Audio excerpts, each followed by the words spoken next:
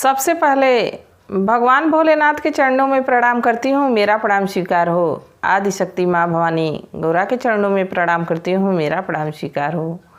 सभी देवी देवताओं के चरणों में प्रणाम करती हूँ, मेरा प्रणाम स्वीकार हो। आप सभी गुरु भाई गुरु बहनों के चरणों में प्रणाम करती हूँ, मेरा प्रणाम स्वीकार हो। गुरु भाई गुरु बहनों, आप हमारी कथा को सुनते हैं, इस महादेव की चर्चा को सुनते हैं, इसके लिए बहुत बहुत धन्यवाद। मैं हमेशा आप लोगों की ऋणी रहूँगी। आप लोग वीडियो देखते हैं, लाइक करते हैं, शेयर करते हैं, इसके लिए बहुत बहुत धन्यवाद। आप लोग लाइक शेयर करेंगे तभी तो ये हमारी कही हुई कथा और लोगों तक पहुँचेगी। तो लाइक शेयर ज़रूर कर दिया करिए। अगर जो आप लोग चैनल पे नए हैं तो सब्सक्राइब कर लीजिए, ताकि जो भी वीडियो पड़े, जो भी कथा पड़े, वो आप लोगों तक आसानी से पहुँच जाए। कमेंट में महादेव का नाम ज़रूर लिखिए। महादेव का नाम लिखने से, बोलने से सारे कष्ट दूर हो जाते हैं, सारी परेशानी दूर हो जाती है। तो महादेव का नाम ज़रूर लिखा करिए। आज जो मैं कथा सुना रही हूँ आप लोगों को, दो मित्रों की है। देखिए, मित्रता कृष्ण और सुदामा किए थे। उन लोग की मित्रता इतिहास में प्रसिद्ध है।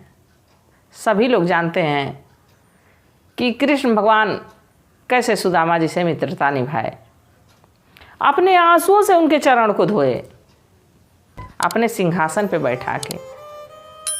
मित्रता ऐसी होनी चाहिए जो हमारी योनियां भले बदल जाए पर मित्रता टूटे ना, ऐसी होनी चाहिए। ऐसी नहीं कि समय आए तो धोखा दिए और चल दिए। वो मित्र कैसा, ये तो ऐसा रिश्ता है जिसको हम स्वयं चुनते हैं, स्वयं बनाते हैं। माता पिता का रिश्ता कुदरत की देन है। हम उनकी कोख से जन्म लेते हैं तो हमारे माता पिता, हमारे भाई, हम लोग एक ही कोख से जन्मे हैं तो हमारे भाई बहन हैं। ये रिश्ता कुदरत का दिया हुआ, भगवान का दिया हुआ है। पर दोस्ती का रिश्ता, इसको हम खुद से स्वयं चुनते हैं और बनाते हैं और निभाते हैं। ऐसे ही एक राज्य में एक राजकुमार थे। उनकी दोस्ती एक वजीर के बेटे से हो गई थी, यानी एक मंत्री के बेटे से हो गई थी। बचपन से ही दोनों एक साथ खेलते, एक साथ रहते, और उन लोगों की आदत ऐसी हो गई थी कि बिना मिले एक दूसरे से चैन नहीं था। भले वो राजकुमार थे, पर जब तक मंत्री के घर नहीं जाते, मंत्री के बेटे के साथ खेलते खाते नहीं, तब तक उनका दिन पूरा ही नहीं होता। दोनों दोस्त एक साथ बड़े होने लगे। तो जब जैसे उम्र बढ़ती है वैसे वैसे बात भी बदलती जाती है। दोनों साथ में शिकार खेलने जाते, दोनों साथ में भोजन करते, दोनों साथ में हंसी ठिठोली करते। तो एक दिन दोनों शिकार खेलने गए थे। तो शिकार खेलने गए थे तो वहाँ बैठ के, अब शिकार खेलने के बाद बैठ के अपने बातचीत कर रहे थे। तभी जो वजीर का, जो मंत्री का बेटा था, वो कहा कि देखो मित्र, जिसका विवाह पहले हुआ, मान लो अगर जो हमारा विवाह पहले हुआ तो हम अपनी पत्नी को तुम्हारे पास भेज देंगे, और तुम्हारा विवाह पहले हुआ तो तुम हमारे पास अपनी पत्नी को भेज देना। तो राजकुमार कहे कि जरूर भाई, हम लोग अगर जो एक हैं, मित्र हैं, तो हम लोगों का सामान कैसे बटा रहेगा। जो भी वस्तु हमारे पास रहेगी वो हम एक दूसरे में बांट के रखेंगे। देखिए, सभी वस्तुएं बांटने लायक नहीं होती हैं। सभी वस्तुएं और मनुष्य कोई वस्तु नहीं है। ये लोग अपनी मित्रता में, नादानी में ऐसा फैसला कर लिए। समय बीतता रहा, समय बीतता रहा। समय के साथ राजकुमार का विवाह हो गया। पहले राजकुमार का विवाह हो गया। जब राजकुमार का विवाह हो गया, दुल्हन घर में आ गई। तो जिस घर में दुल्हन आ जाती है, गुरु भाई गुरु बहनों, मैं हमेशा कहती हूँ कि वो घर स्वर्ग के समान हो जाता है। वो ऐसी ना अनुभूति कभी कोई किया रहता है, ना हो पाता है। उस समय नात रिश्तेदार आए रहते हैं, बढ़िया बढ़िया भोजन पकवान पकता है, और तो और नाच गाना बजाना होता है। नई घर में बहू आई रहती है देवी के समान।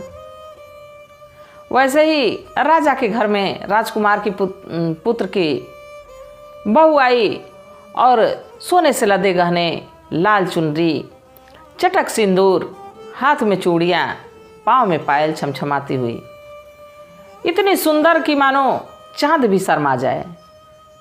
राजकुमार का चेहरा उदास। धीरे धीरे शाम हुई। अब उनकी पत्नी की नज़र जब भी पड़ रही थी तो राजकुमार का चेहरा उदास।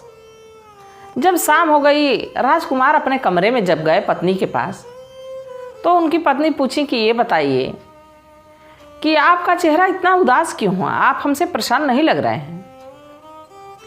तो राजकुमार कहे कि मैं अपनी हाल क्या बताऊं कि इस समय मेरे पे क्या बीत रही है, मैं किस दुविधा में, किस परेशानी में पड़ा हुआ हूँ। तो उनकी पत्नी महादेव की शिष्या थी, भगवान भोलेनाथ की शिष्या थी, हमेशा भजन कीर्तन की थी, हमेशा प्रवचन सुनी थी। तो कहीं कि ऐसा है कि दूसरों की मदद करना, दूसरों के मन का बात को पूरा करना, ये सबसे बड़ा धर्म है। और मैं तो आपकी पत्नी हूँ, आपको क्या समस्या, क्या परेशानी है, हो सके आपकी परेशानी मैं सुलझा दूँ, हो सके मैं आपकी मदद कर पाऊँ।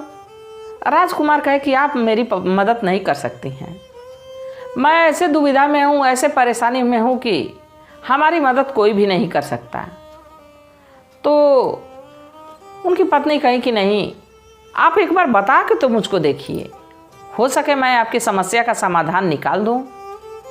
राजकुमार कहे कि देखिए रानी, आज आप हमारे जीवन में आई हैं, इससे पहले हमारे जीवन में कोई और था। जब ये बात राजकुमारी सुनी तो जैसे पैरों के तले से ज़मीन खिसक गई, उनके चेहरे पे घबराहट, उदासी आ गई। फिर राजकुमार कहे कि नहीं रानी, जो आप समझ रही हो ऐसा मैं नहीं कह रहा हूँ।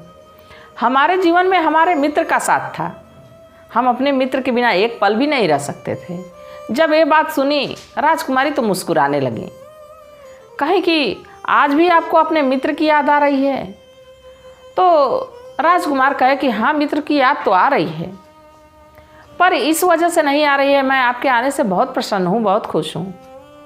बाकी हम मित्रों में एक दूसरे को हम लोग एक वचन दे रखे हैं, और उस वचन के लिए मैं बहुत व्याकुल हूँ, परेशान हूँ।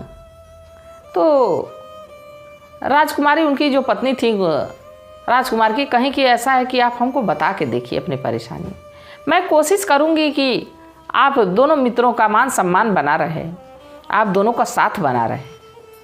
तो राजकुमार कहे कि मैं कैसे आपको बताऊं, ऐसा वचन है, ऐसा वचन हम एक दूसरे को दिए हैं कि अब चाह के पूरा हो पाएगा कि नहीं हो पाएगा ये मैं नहीं जानता हूँ, ये तो भगवान ही जाने। तो जब राजकुमार की इस बात को सुनी तो कहीं कि जब भगवान जाने तो हम लोग तो भगवान के ही भक्त हैं, तो भगवान ज़रूर हमारी मदद करेंगे, आप बताइए। राजकुमार कहे कि देखिए, हम लोग हंसी ठिठोली में एक वचन दे दिए हैं कि जिसका विवाह पहले होगा, अगर जो हमारा विवाह पहले होगा तो हम अपनी पत्नी को उसके पास भेज देंगे, और उसका विवाह पहले होगा तो वह अपनी पत्नी को हमारे पास भेज देगा। तो राजकुमारी कहीं कि बस इतनी सी बात है, आपके वचन के लिए मैं आपके भाई के पास, आपके दोस्त के पास जाने के लिए तैयार हूँ, आप हमारी जाने का प्रबंध करिए, व्यवस्था करिए। अब राजकुमार असमंजस में कि ये बात अगर जो कोई और जानेगा तो क्या कहेगा, समाज में कैसा हमारा नाम होगा कि अपने पत्नी को ही अपने दोस्त के पास जानबूझ के भेज दिया, भगवान भी हमको माफ़ नहीं करेंगे। तो उनकी पत्नी कहे कि देखिए, आपके वचन के लिए, आपके मान सम्मान के लिए, आपकी मित्रता के लिए जब मैं आप ही के लिए आई हूँ तो आपका मान सम्मान आज से हमारा हुआ, आपके जो भी दुख सुख हैं वो हमारे हुए, तो मैं जाने के लिए तैयार हूँ। अब राजकुमार उनको जाने की अनुमति दे दिए। अब वो खिड़की के दरवाजे से, पीछे के दरवाजे से राजमहल से निकली और चल दी। अब रात की चांदनी, और चांदनी रात में राजकुमारी निकली और चलने लगी। पायल छम छम बज रही है, चूड़ियाँ खनक रही हैं। चाँद भी एक बार शर्मा रहा है उनको देख के, इतने सुंदर रूप। चांदनी उनके चेहरे पे जब पढ़ रही थी तो मानो जैसे लग रहा था कि कोई स्वर्ग से परी आई हो, अप्सरा आई हो, ऐसा तेज था। बढ़ती जा रही हैं, बढ़ती जा रही हैं। जब कुछ दूर रास्ते में पहुंची तो वहाँ 4 चोर उनको मिले।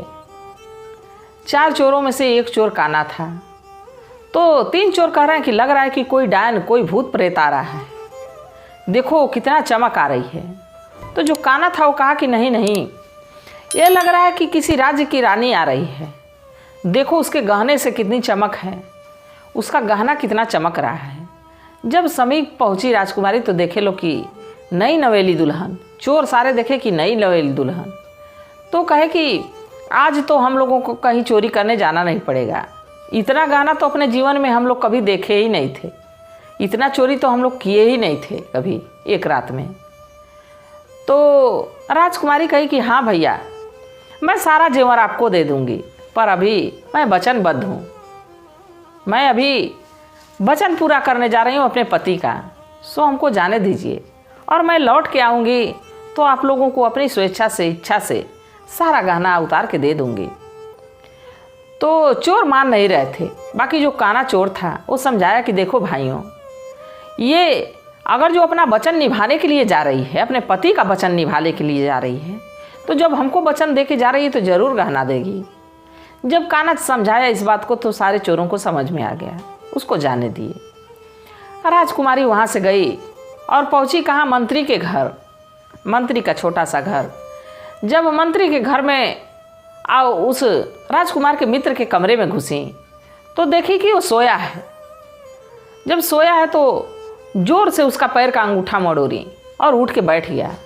जब देखा कि एक नई नवेली दुल्हन हमारे कमरे में सजी धजी खड़ी है तो उसको समझने में देर नहीं लगी कि ये ज़रूर हमारे मित्र की पत्नी है।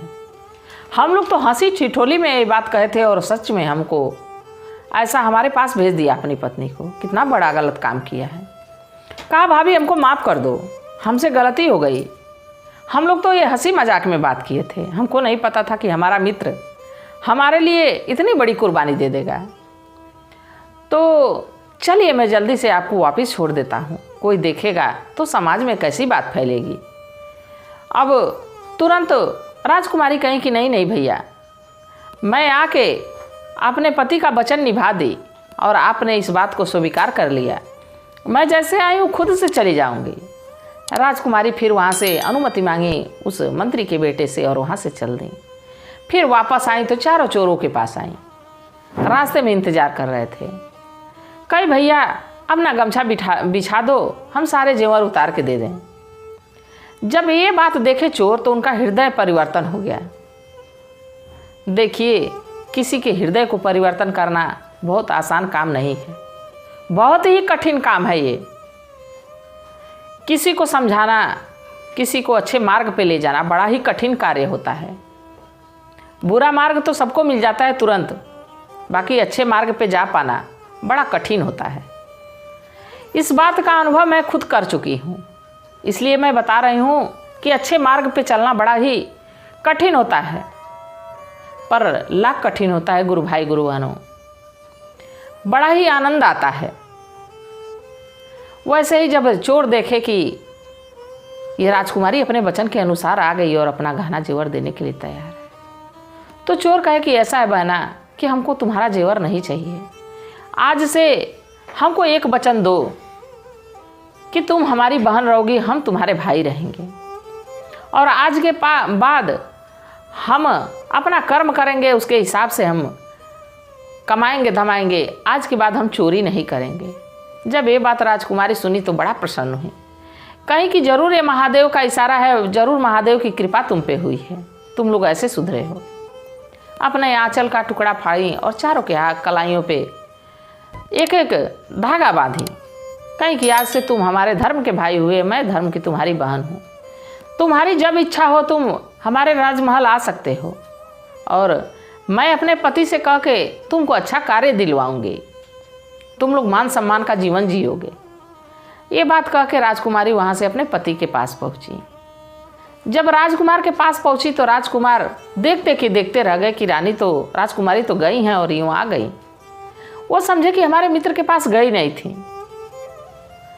तो राजकुमार कहे कि मैं कहा था ना कि हमारा वचन पूरा नहीं कर सकती हो। राजकुमारी कहें कि नहीं नहीं, मैं अपना वचन पूरा करके आई हूँ। और वहाँ की कथा सारी बताएं कि आपके मित्र क्या बोले।